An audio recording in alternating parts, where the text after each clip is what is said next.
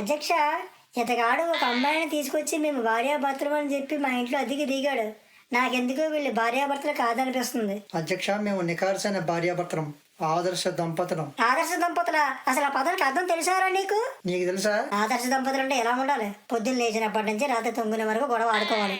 ఏది ఎక్కడ గొడవ పడుతున్నారో అయినానికి కాందానికి పెద్దానికి ఇలా గొడవ పడతా ఉండాలి. గొడవ పడకపోగా సంతోషంగా ఉంటారా? ఇలా అయితే పక్క ప్లేట్లో మేము మనశాంతిగా ఎలా ఉంటాం?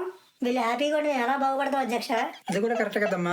కానీ అధ్యక్ష మాకు అరే పక్క ప్లేట్లో ఆదర్శ దంపతులు ఉన్నారు, వాళ్ళలా గొడవ పడాలి, వాళ్ళ గొడవలకి మా గొడవ వినబడాలి, వాళ్ళని సంతోష పెట్టాలి అని లేదు. ఏమయ్యా, మీరు సమాజ నియమాన్ని ఉల్లంఘిస్తున్నారు. ఇలా అయితే మీకు ఉరిశిక్ష ఏం చేస్తాను. అధ్యక్ష, మాకు గొడవ పడడానికి కారణాలు ఏమీ లేవు.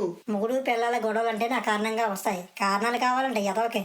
అంతగా కారణాలు కావాలనుకుంటే నీ పిల్లలు నా దగ్గరికి పంపించు, గంటలు నేర్పిస్తా ఎలా గొడవ పడాలో. అంతేగాని గొడవ పడకుండా సంతోషంగా ఉండకండి. ఇది మాలాంటి వాళ్ళకి మంచిది కాదు. చూడు బాబు, నువ్వు కొత్తగా పెళ్లి చేసుకుని కుళ్ళిపోయిన సమాజంలో అడుగుపెట్టినట్టున్నావు. ముందు నువ్వు సమాజ నియమాలు తెలుసుకో.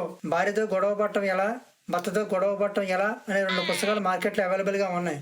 అవి కొని ఇంటికి పట్టుకెళ్ళు. మీ ఆవిడ నువ్వు కలిసి చదవండి. గొడవ ఎలా పడాలో తెలుసుకోండి. గొడవ పడండి. పక్కింటి వాళ్ళని, ఎదురింటి వాళ్ళని, ఇరుగు పొరుగు వాళ్ళందరినీ సంతోష పెట్టండి. ఇలాంటి కుళ్ళిపోయిన సమాజం అలానే బతకాలి. అది సమాజ నియమం, సమాజ ధర్మం. అది అట్లా చెప్పండి.